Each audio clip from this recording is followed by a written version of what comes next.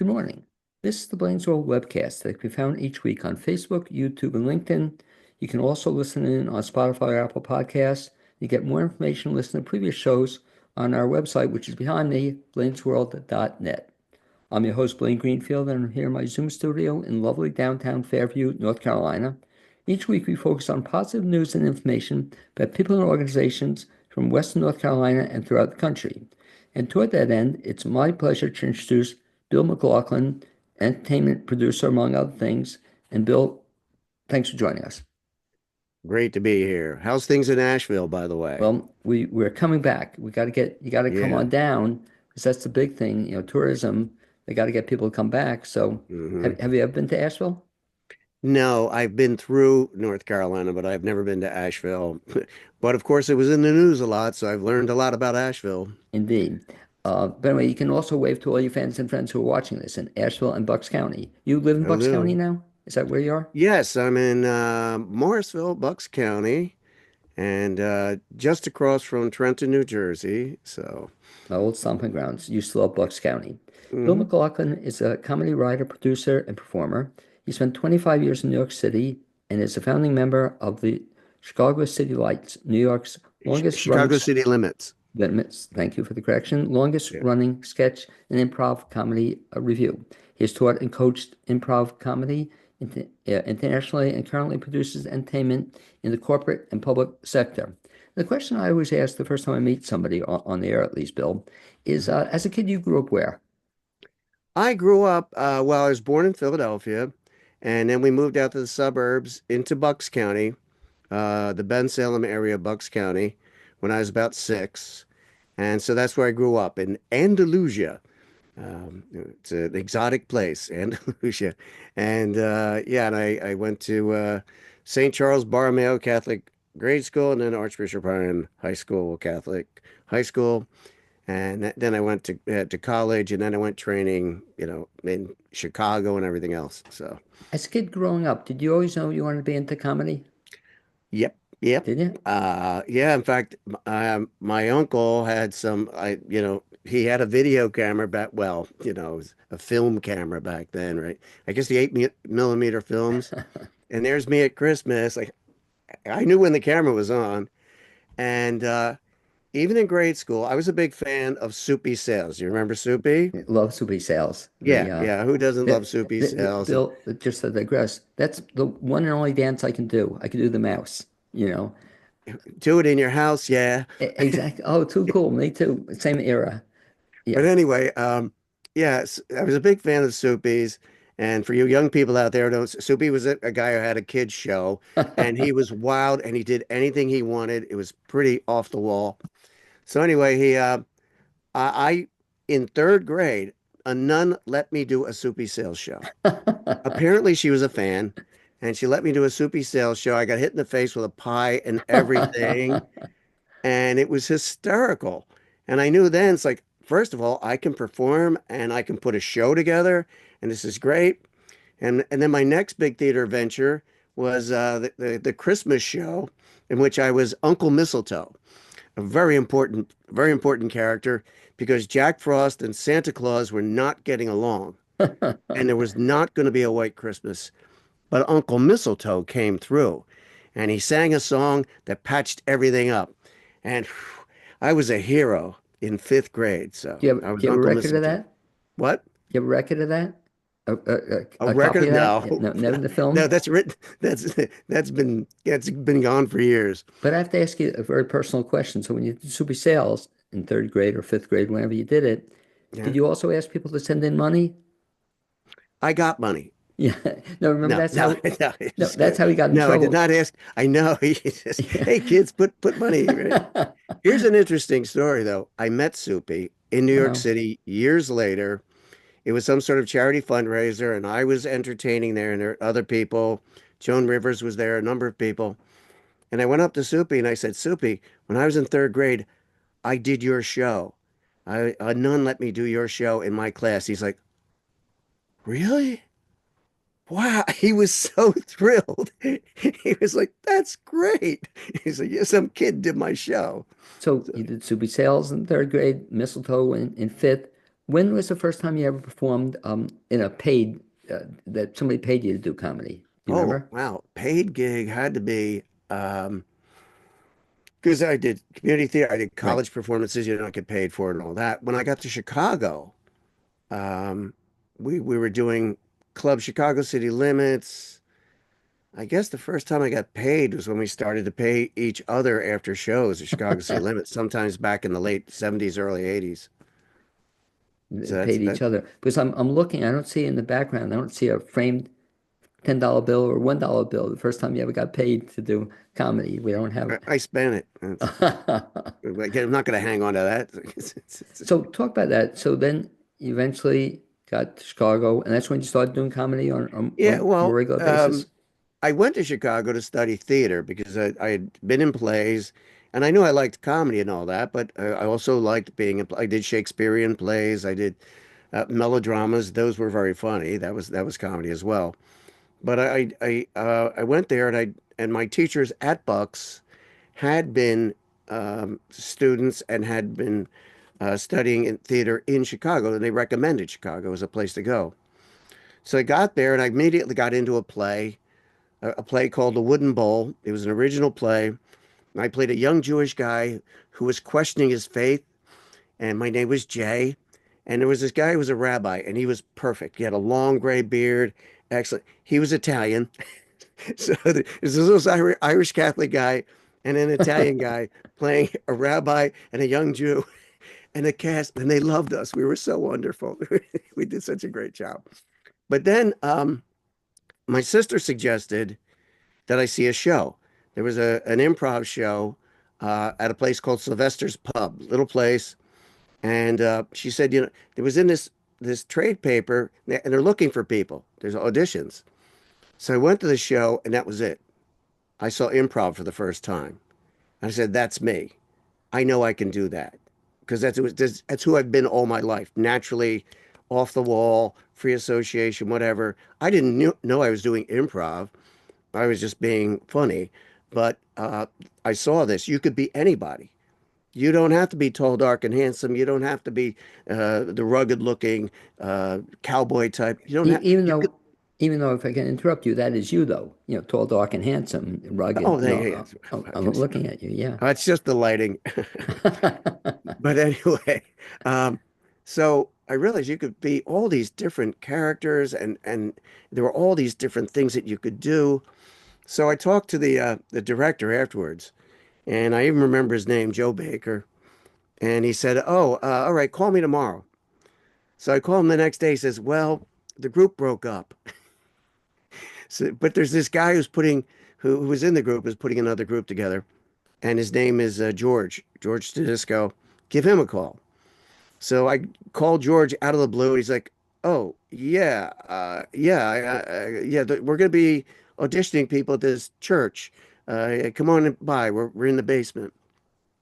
And that was the birth of Chicago City Limits.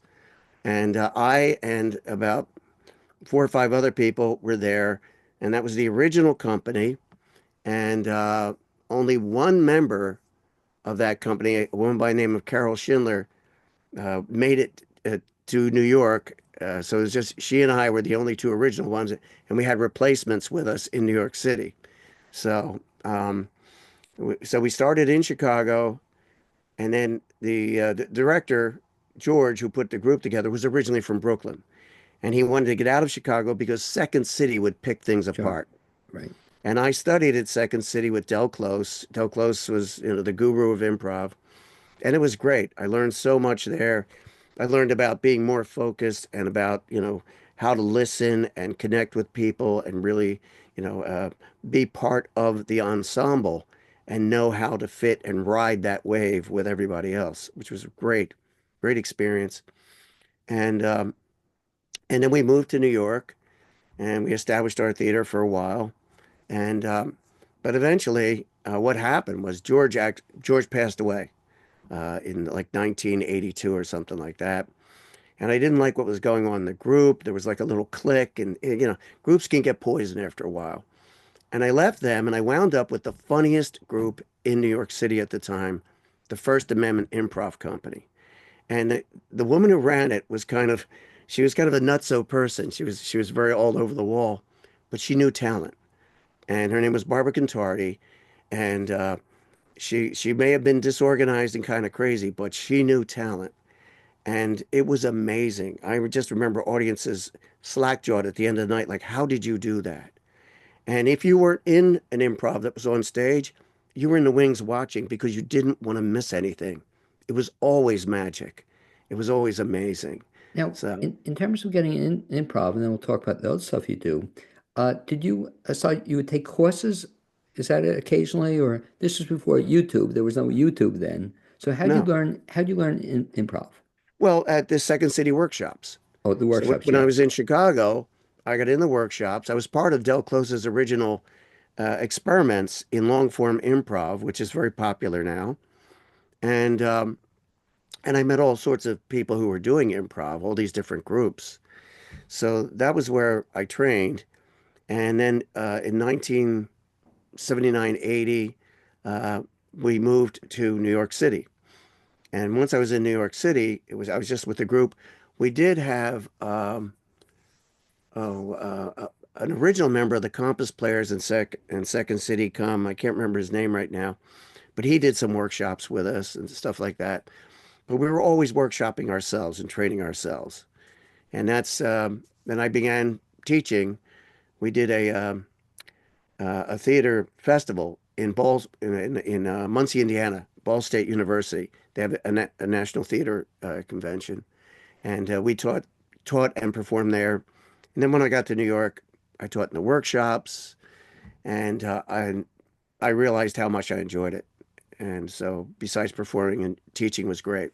Talk about a skill too that's very useful, I imagine, to lots of people, and that's improv. Mhm. I told you off there, and you know me as a teacher at Bucks County Community College.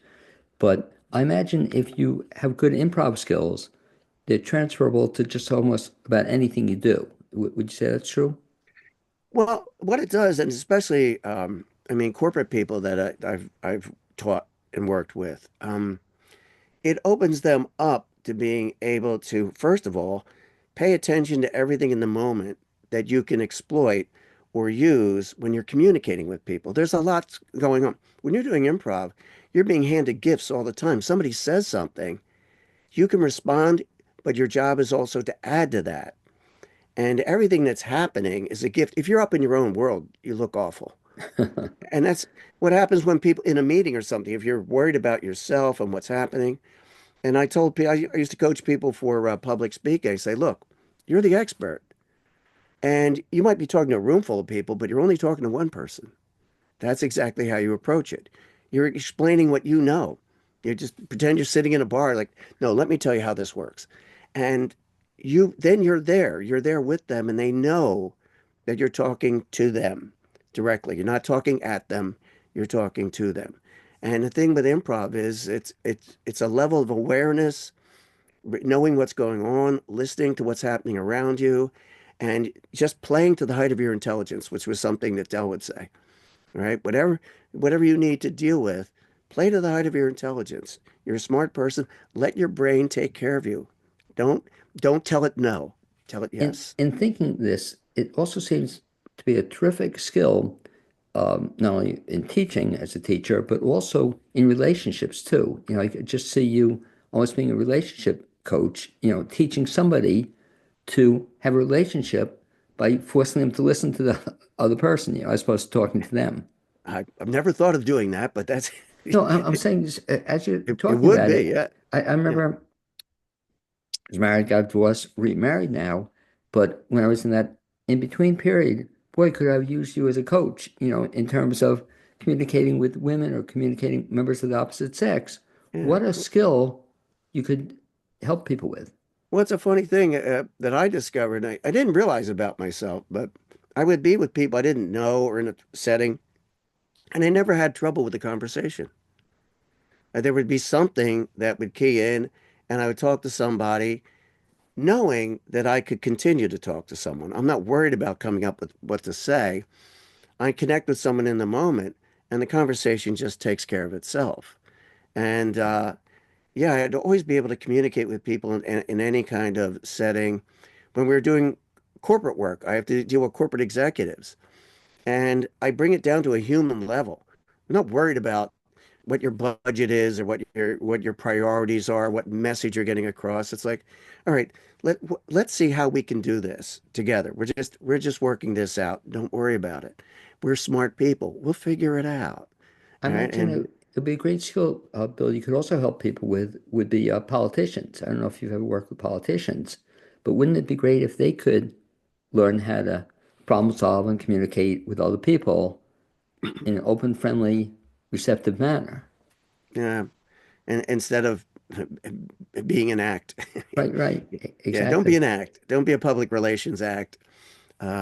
Yeah, there are a few. There are some politicians who can do that. They're actually better at communicating and better at least being themselves to some extent when they communicate with their constituencies. So, And also responding to people, right. and being open to what they have to say rather than trying to put in what they want to say, Yeah. And I guess that's a key right to improv. You have Well, to, that's the listening skill. yeah. Listening tells you everything you need to do to communicate. That you know what's going on and where you are and what you need to communicate about and how to get across to somebody. If you're not listening, all you're doing is just babbling on yourself. So, Your background also I find fascinating in that you're a little bit different than other folks I know that you do the improv, but now you were telling me off the air, I've been following your career a little bit. You also are now getting sort of back into comedy, as opposed to improv. What brought that about? well, when you say getting back when I was doing improv, that was comedy. But it's a different But kind of comedy, though, yeah, different kind of comedy. We also did sketch comedy. Uh, and I've been doing corporate comedy for years. Um, And in corporate comedy, I do things like I will do a corporate roast. I'll be introduced as a consultant or an expert on something. And what the audience doesn't know is I'm going to talk about the leadership qualities of the top executives. It's a roast. And they realize they've been had. I've led them along, and I completely, lamb-based and lampoon the top executives, of course, within the corporate boundaries. Um, but yeah, I've always been able to do that, and I have a show that I do, and it's presented as a murder mystery, but it's not a murder mystery. It's a comedy mystery. We kill a member of the company, right? and then the suspects are all from the company, and the actors are just there to facilitate a roast about everybody there. And I even write up a huge email about the suspects that was supposedly sent to me by the person who becomes the victim. And that's a big roast. And it's getting people, pulling people up and making them improvise. Because I asked them, well, if you didn't do it, who did? Get them to throw people under the bus. So it's 90% improvisational. But I do write a roast to kick it off so everybody knows this is what we're doing. You're poking fun at each other. Tonight is the night you take it out on each other and just have fun. And uh, First time I ever saw a roast, I don't know if you know the guy's name, but he was a famous double talk comedian by the name of Al Kelly. I don't know if you Al ever, Kelly, he was, I, anyway, double talk comedian, and you don't see too yeah, many double talk comedians anymore. Uh, right. have you seen I'm talking about double talk? No, I know. I don't know I'll that send you. name. There's another guy who calls himself a professor, and he's Yeah, brilliant at double I've talk. seen that. I know who you're talking about. But Yeah. anyway, so he did same thing too. Bill, you were saying he did a roast of my grandfather. It was Hmm. but he did in double talk. So he had no idea what he was talking about. But it's a really funny thing to do a roast. So that's something else you've done. You also write roasts. Yeah. Oh, roasts. Yeah, that's been my bread and butter to some extent. It could be, for a private affair, or like I said, a corporate affair. And the thing about a roast, as opposed to stand-up comedy, it's very different because you have a captive audience that knows the subject. Right? They know who you're talking about, and you have all the inside information. So your material is almost written for you, but I take all the material and then I take it out of context, I exaggerate things, and then I use my comedy skills to turn it into a comedy routine. But you have the power of everybody knowing that this is a roast, a joke on one particular person, and they're in on it too. So that's a very different thing from stand-up comedy. Do you prefer writing or performing comedy? Hmm? Do you prefer writing or performing comedy? Oh, performing. Yeah. Yeah. I mean, I like, I enjoy writing because I'll reach a certain point where I like what I wrote. And if I don't like what I wrote, then this isn't funny. I don't like it. If it doesn't make me laugh, I'm not sharing this with anybody. And I do like when it comes together and I can tell I know it's going to work. I know what this is going to do. And and I enjoy that. But nothing beats performing. When you write comedy, are you the kind of guy, do you sit down and devote 2 hours every morning to writing comedy, or how does that come about? Well, in the past, I only wrote comedy when I had to. If I was doing a show, if I had an assignment, right? Something that had to happen to do. One of the nice things about taking this stand-up comedy class was that I started writing for me. And I wasn't doing this for, Johnson and Johnson. I wasn't doing this for some major corporation or company. I was doing it for me. Nobody's paying me. I'm doing it for me. And now I've learned that I can do that. And I have to force myself to put time aside to do that for me. If I'm going to write comedy, this no one's paying me. It's me creating it for me. It'll eventually pay, but I have to do that for myself. And it's very difficult because I'm like an ADD person. I'm all over the place with a million different things at the same time. And I get disciplined to make a schedule and write some comedy for myself and work on it. How about when you were teaching? You told me off there, and I knew you as a teacher at Bucks County Community College. Did you ever bring comedy into your teaching? Oh, yeah. Well, I'm teaching improv comedy. Well, no, but So when you also taught, right? You taught speech courses at Bucks too, didn't you? Effective no, speaking? no, Oh, no, you not never at did. Bucks. Oh, you No. just taught improv at Bucks? I just taught improvisational performance. That's the title they gave it. Okay. And that was yeah, strictly improvisational performance, which was comedic in nature. Prior to that, like as I taught in New York City, I taught with Chicago City Limits, and I also taught with the First Amendment. I taught independently, and I taught for the Manhattan Comedy School. My students performed, we did student shows at Folk City, which was a legendary place in New York. Bob Dylan, Joan Rivers had performed there. It was a legendary place. And then Caroline's on Broadway, which was the Sure. biggest stand-up comedy club. The guy who ran the Manhattan Comedy School was the guy who booked the acts there. And we did my comedy student shows at Caroline's on Broadway. That's So pretty cool to just say yeah, you did. yeah. So and it was a very different experience to be in New York and work with professionals. Some people in my class, like John Leguizamo, was a student of mine at First Okay. Amendment, Really? Wow. and I'd have people who were in soap operas and stuff like that, and advertising, what have you, in Manhattan. And that's that. And it was there's a similarity in that people get this excitement when they get it, when they understand how it works. And for me, that was a big charge. When I'd have someone in my class who wasn't sure what to do and they're being very cautious, and then suddenly the light goes on, and they have one of those moments where they understand how to use their listening skills, how to make choices, and how to take risks. You got to take risks. It's improv. You can fall on your face. It's okay, right? You'll get right back up. What does it take for somebody to be good in improv?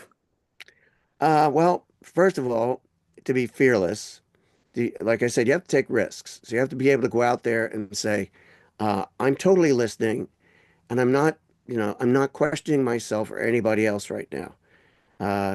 Your brain will question what you're going to do. Your brain can be your worst enemy unless you just let it do what it wants, right? Don't let it question you. Let it do what it wants. Let your brain use its intellect instead of fear, right? So get away from fear. You can't teach talent. You can teach improv technique, and people can become very good at it, and they can become very funny. But then there's talent. It's like in sports, you can't teach speed. You can't teach talent. You can't teach me to be a great singer. I just don't have the voice for that. You can teach me to sing, but I'll never be a fantastic singer. But we can teach you to be a Jewish student, as a kid when you were a student, a What little you? Jewish. Oh, I can play whatever. Yeah, just you'll just have to dub me in a musical. Okay, so we won't see you in the musical. Something else, Bill, caught my attention when I was living in Bucks County and I read about you since. You also, I don't know, started it or run something called Iron Comedy Competitions. What are they all Yes, about? I just created that show in the last couple of years, and it came from watching a lot of different videos on YouTube, and comedians were doing different kinds of games and challenges with each other and stuff like that. And I was watching roast battles, and some of the roast battles were very funny. Well, especially the ones from the UK because they're so articulate and their use of language is fantastic. And some of them were like, you guys have gone way too far and into the darkness. But and then I saw that, and then I saw there's a show in the UK was Mock the Week, and they would do a thing, and they would do a thing. Well, there were so many different structures on that show that they did, but one of them was where they would give a premise, and people would have to come up with one-liners for it. And it was similar to what Whose Line Is It did, as a matter of fact. Whose Line Is It Anyway? Scenes from a Hat, they called it. So it's like things you don't say to your wife. Things bad titles for a children's book. All right, things you never say to a cop when you've been pulled over, et cetera, et cetera. And you come up with one-liners for these things. So I created a triathlon, Love it. and in the triathlon, you'll have two comedians. They each come out and they do a stand-up act, and they have X amount of time to do their stand-up. That's one third of it. Then there's the one-liner challenge. And that's where I give them these premises. I'm like, things you don't say while you're having sex. Things and and they have to have several one-liners for those things. And there's several premises. And they go back and forth taking turns. Then part three is a roast battle. And they have X amount of lines that they can hurl at each other in the roast battle. And the audience gets to decide, or judges get to decide, based on the best overall performance. So that's the show in a nutshell. It's a triathlon, and and the comedians love it because it's not just doing their stand-up; it's a show, and they actually get to exercise, their comedic muscles because now they have to come up with one-liners and they have to come up with roast material, not just the usual material they do. Must be tough though. Like, does anybody ever freeze or can't come up with anything? Well, first of all, I give them the Oh, premises okay. ahead of time. Gotcha. So it's not an improv show. Okay, They're got doing it. their stand-up material that they've been doing, and they're very good at it. And I send them the premises. This is what you have to work with. So now you're a writer. You have to, well, obviously they write their own material Right. for their stand-up, but now you have to write for this. This is a specific, assignment that you have to come up with one-liners for these premises. And then the main focus of my show is to have fun. So I try to get two comedians who know each other, so it's easy to roast each other. They're Right. just as they say in England, they're taking the piss out of each other. That's all they're doing, and having fun at it. This is not like a cutthroat, dark comedy type thing. It's just go at each other nice and strong, but it's obvious the two of you are having a blast doing it. And I even tell them if you don't know each other too well, get in touch, call each other, trade information so that you can build the show. The show's the most important thing. It's got to be funny. It sounds like a lot of fun. It's just I love the concept. Reminds me Yeah. another show you may remember seeing on TV, a show called Make Me Laugh. Did you ever see that? That sounds familiar. Was it? Yeah, Uh, the name of that, Bobby Vinton, I think was actually the host of it. Anyway, yeah. but I'd love to see you do that sometime, where you get two comedians Hmm. and go in front of just one person. You see the premise, and they have to try to make this person laugh. Oh, one person? Yeah. Oh, So somebody's sitting there and yeah. and then the challenge, Bill, I could see you doing this. I think you'd love to do it. The challenge was to make that one person, if the person would smile, they would lose, so it was a funny premise when you think about it, isn't it? Yeah, well, there's so many variations Right, on the way people use comedy. I don't know if you've ever seen the competing dad jokes. right. Okay, I Yeah, know. two guys are Right. telling each other dad jokes, and the first one who laughs loses. Oh, same kind of thing, right? Yes, same kind of thing. If you laugh, you lose. But that'd be funny to do though at a comedy club too, though, Oh where, yeah, I'm sure there comedy clubs are doing all sorts of variations on things. right. Um, oh God, there's some people who have a show where uh, I guess it's something like that where they get try to get people to laugh and they're resisting the laugh and things like that. And yeah, people are coming up with all sorts of games to play because stand up is great. There's people are doing stand up shows and all that, but if you can find some variety, that really perks the audience up. This is something different. When we first moved to New York City, Chicago city limits, we were a group and we played Catch a Rising Star, the comic strip, Sure. Dangerfields. And they loved it because after about the fourth or fifth comedian, the audience is kind of like, they're kind of nodding off because everybody sounds the same at that point. And all of a sudden, there's a group of people on stage taking suggestions and doing improv. And they would light up. It would hold the energy of the room would totally pick up. Of course, what we found out later was the comics were listening to everything we did and stealing our stuff. Making the jokes. You, But your point is so on target because I could just see it. I love comedy clubs, but same old, same old. So to see an on just you describing it, to see an on-man competition just sounds like fun. To be it, something, it is, and they know it's a show. yeah. And that the reaction to the audience is great because okay, we had stand up and these guys are good. We really enjoyed it. But now wait a minute, there's something different happening. And you just see the lights go on in the eyes of the audience like, "Well, what's this?" And we do the one-liner challenge and they're into it. Oh, it's a competition and they're being challenged to come up with funny things for these lines. And then it's a roast battle. They know what a roast battle is. So and here's part three of a show. It's not just the usual thing. But we'll talk about a mutual friend, Andy Scarpati, and Mhm. I've seen a bunch of shows at his place, and maybe I missed it, but I don't know that I've ever seen a roast at his show. I'm sure there have been, but I just think Well, that'd be yeah. so much fun to watch. To see, especially if I knew the person or knew of the person, the Yeah, person well, he being has roasted. private parties there and Right. they rent the place out. And I'm sure that there have been nights where, it's someone's retiring or whatever, and somebody come in and roast them. And then, like I said, it's a captive audience, an audience that you can be as esoteric as you want because everybody knows the inside jokes. Everybody knows what it's about.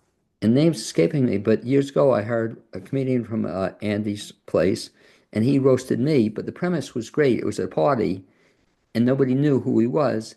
And all of a sudden gets up to do a toast, but it became a roast. And name's escaping me. I'll come back after we're on, but it's just a funny premise. So nobody expected a guy gets up to do a roast, and all of a Right, sudden he's doing a goof on me, but it's a lot of fun. right. Um, what do you, people come to you, and I'm sure they have, Bill, who want to get to make a career or go further with a career either in improv or comedy. What do you tell them? Well, first of all, you have to go to a major, entertainment center like New York City or Los Angeles or Chicago, um, and uh, decide what's your direction. If you want to be ensemble, Chicago's a brilliant place, but in New York now you have Upright Citizens Brigade, and they're pretty much the number one generator of ensemble performers. Saturday Night Live pulls out of there. And people like Amy Pooler, she's one of the founders of Upright Citizens Brigade, and they develop some pretty amazing, brilliant talent. Out in LA, you have the Groundlings. They're legendary. If you can get into those places and have the training that they provide and you have talent, then you keep rolling with it, get in as many shows as you can, find out how to get an agent, et cetera, et cetera. It's quite a grind. And it's a funny thing. They were interviewing Ray Romano, and he says, uh, when I started out, I remember being at the clubs And there were guys there that were just every night they killed. They were brilliant. They were so amazing. And I don't know where they are. And that's how the industry works. It's like if your product, if someone sees you as product and you're going to make money for them, that then you might get that ticket. And otherwise, you're just another very talented person out there. And there's 330 million people in this country. So if you're one in a million, there's 229 other people just like you walking around the streets. What about studying it from the internet? Is that a good idea to watch other comedians left and right? Oh, if you're going to be a stand-up, Right. I would definitely advise you to watch as many comedians as you can. And in fact, that's something that I've been doing for a while. And like I said, I told you before we started recording, when I took this stand-up comedy class just to find how can I do. I've always been told, Bill, you should do stand-up comedy. You're a funny guy. But the idea of organizing an actual act, where I get up and it's just me talking to the audience. How do you do that? And one of the things that they said in the class is you have to find your voice. What do you like as a performer? How do you come across? What's your persona as a performer doing comedy? And I realized that I already had it. I just had to structure what I did comedically to be a one-man performance and connecting with the audience. My style of performing is I'm looking directly at you and I'm talking to you. I don't care how many people in the room, I'm talking to you. And and take them on my eccentric journey. Like I said, I'm ADD, I'm all over the place. So my comedy can go from one thing to the next to the next. And and so the thing I'd say to people, young people, watch as many comedians as you can. Comedians like John Mulaney's very smooth. He's Sure. very sharp. He's of course an excellent comedy writer. But then there's other people like Jim Jeffries, who is sometimes way out there with his material, but he's great with it. Um, oh, there's this little guy who's so good. I can't remember his name right now. It won't come to me.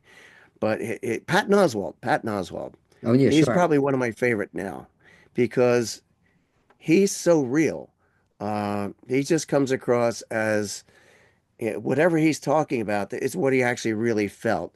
And he went through a horrible Right. event with his wife dying and things like that. And he turned it into such an empathetic but funny routine. And there are people out there who can just say, "Look, you're seeing the real me, and life is a big joke on all of us. The universe is laughing behind our back all the time. So here we are, and here's how we can laugh about it." One of the instructors I had was a young woman, Kirsten Michelle. Oh God, I better remember her name by the end of this, right? And Kirsten has cystic fibrosis and she actually performs on stage with oxygen, right? And um, and she gets people to realize, like, yes, I'm a young woman with a terminal disease, and here's what's funny about my life. And she does it. Yeah. She takes them along with her, and it's pretty amazing to watch. By the way, I remember the comedian too. You may know him. I just looked him up. Patrick O'Donnell. Do you know Patrick Oh, O'Donnell? Pat, yeah, Yeah, Pat's I going to be spoke. in one of my Pat, shows. really? Well, tell him I said hello. But he was the guy who, at my 50th birthday party, just was sitting down, and all of a sudden this guy stands up, and nobody knew him, but he's Right. really funny, and he's still performing. So tell him I said hello. Good guy. What do you see down the road for yourself? So you've been doing this now for a couple of years, I'd say. What do you see 5, 10 years down the road? Do you see anything? Well, one of the things that there's a guy by the name of Steve Young. I don't know if you've ever heard of him. He's a very funny comedian. Time out. Is that the same guy, Steve Young, who does a show on old commercials? I don't think so. So okay, we've got. I'm He, sorry. Go he, ahead. he's a stand-up comedian who wrote for The Tonight Show and he wrote for Boy Meets World and things of that nature. And he's older than me. And he said, I can't stop performing. He said, if I stop, what am I going to do if I stop performing? It's something that makes you happy as a person. and it's something that you look forward to. Yeah, sure, I like watching birds, but I don't think I'll be a bird watcher. Um, so for me, the new adventure right now is doing the stand-up comedy. Uh, I want to do, I want to increase my material and be able to actually be a performer who goes out and is one of the acts for that night. But you have to have a decent amount of time. It's building the time. There's my show. I want my show to be booked in places, and I have some people who say it's a good structure for television. So if I can generate the interest in somebody who wants to take this and produce it, that's another thing. I have to get a name person to be the host, but it's a great structure. It'd be a wonderful show for Comedy Central, Netflix, whatever. So there's a mission with that, and I'm trying to get that mission to work.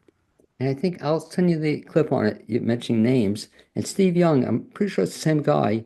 I saw him, he appeared in Asheville and did a show, and I'm looking up on the internet, and I'm pretty sure it's the same guy, where he talks about commercials. And I'm 98% sure it's the same guy. He did industrial shows where he found the clips from industrial shows and the same guy.